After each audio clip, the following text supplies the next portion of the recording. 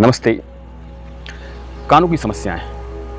कान में सोते समय जैसे ही हम थोड़ा सा शांत हो जाते हैं, वैसे ही रात्रि के समय जब हम विश्राम करते हैं उस समय कानों में आवाज़ आना, भौरे की तरह आवाज़ आना, मधुमक्खी के या अलग अलग प्रकार के जो थोड़े छोटे छोटे कीट पतंगे हैं उनके जैसी आवाज़ें आना।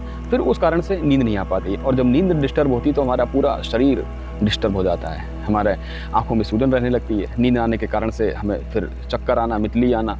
नींद ना आने के कारण से फिर हमें बीपी की समस्या। नींद ना आने के कारण से फिर हमारा पूरा शरीर डिसबैलेंस हो जाता है। तो ऐसे समय में हम कुछ आसन क्या कर सकते हैं, कानों के लिए विशेष अभ्यास क्या कर सकते हैं। तो आइए, सबसे पहले हम ऐसे बैठ जाएंगे मत्स्य आसन।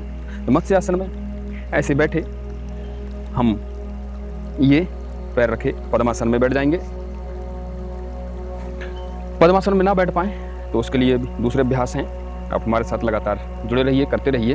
धीरे धीरे लेट जाएंगे ऐसे। कमर दर्द हो तो यह अभ्यास ना करें, और यदि रीढ़ की हड्डी की समस्या हो तब भी यह अभ्यास ना करें।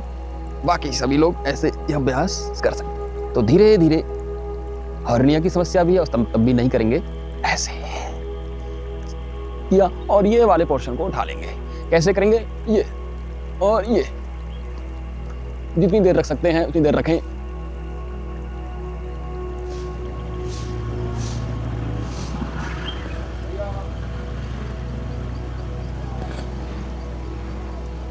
जितना हो पाए। मत्स्य आसन। पैरों को सीधे, जो हमारी जंघाएं हैं वो लगी रहेंगी।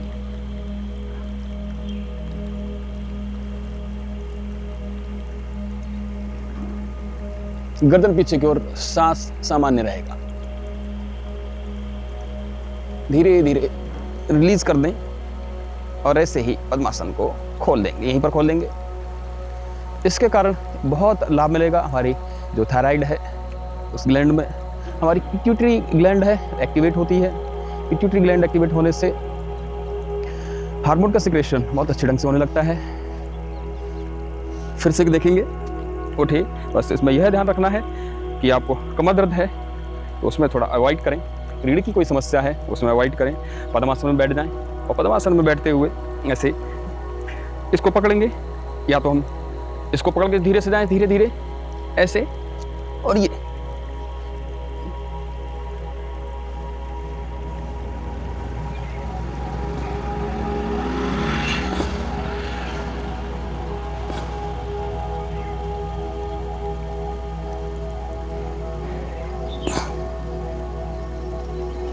सांस सामान्य रहेगा आसन की स्थिति में। फिर धीरे धीरे इसको खोल दें ऐसे। उठते समय हमेशा बाईं करवट लेकर के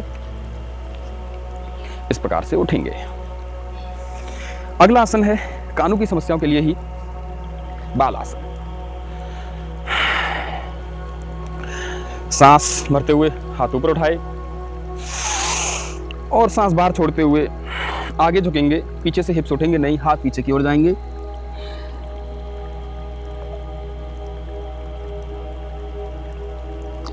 जब देर तक रुकेंगे तो सांस सामान्य रहेगा।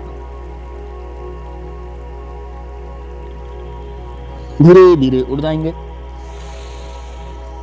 सांस भरते हुए, छोड़ते हुए आगे की ओर। कानों की समस्याओं के लिए बहुत ही अच्छा आसन है।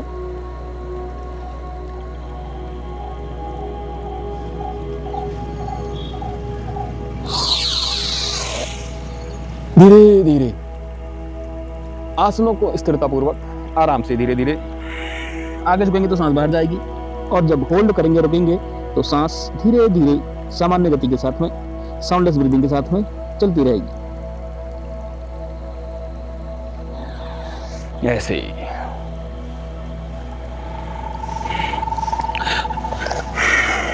शवासन करेंगे। बाईं करवट लेते हुए लेटेंगे और शवासन। श्वासों को सामान्य कर लेंगे, लेटेंगे, और लेटते समय इतना ध्यान रहे कि सोएंगे नहीं। सोने में और शवासन में अंतर इतना ही है कि हम पूरे शरीर को रिलैक्स करते हैं, सोने में एकदम सो जाते हैं।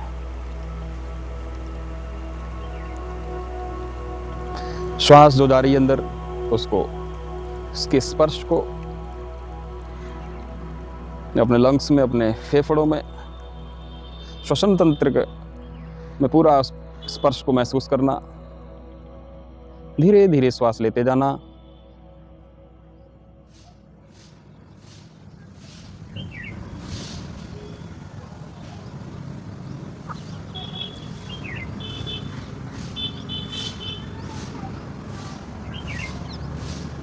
तो कानों की जो समस्याएं हैं, उन कानों की समस्याओं में बहुत ही लाभ होगा इन आसनों को करने से।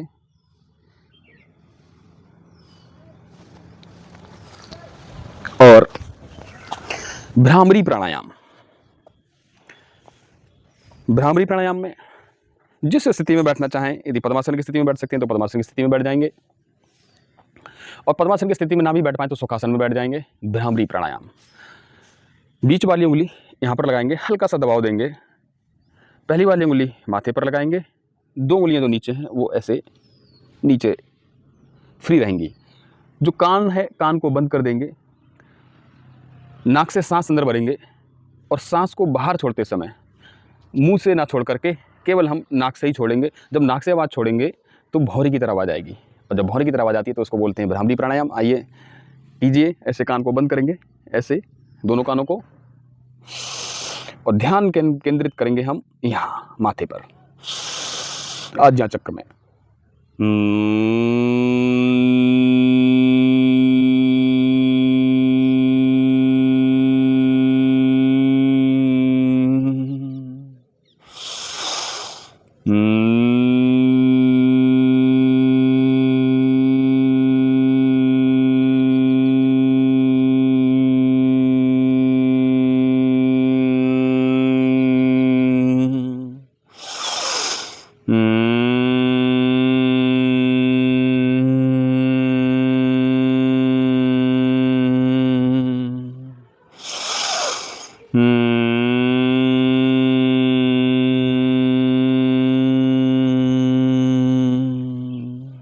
ऐसे करीब 11 बार, फिर शांत होकर के धीरे धीरे श्वास लेना, वैसे ही छोड़ना।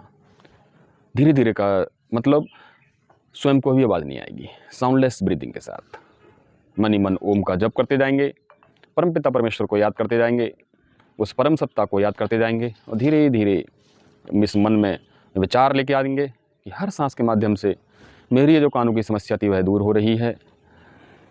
जितनी भी औषधि युक्त, इस वातावरण में औषधि युक्त चीज़ें वह अंदर ले रहा हूँ, और हर सांस के साथ मेरे कानों की समस्या बाहर हो रही है। कानों में जो झंझनाहट है, कानों में भौंरी की तरह आवाज़ जा रही है, वह खत्म हो रही है। इस विचार के साथ में इस प्रकार 11 से 21 बार यह अभ्यास भ्रामरी प्राणायाम का, तो जो कानों की समस्याएं हैं वह दूर होंगी।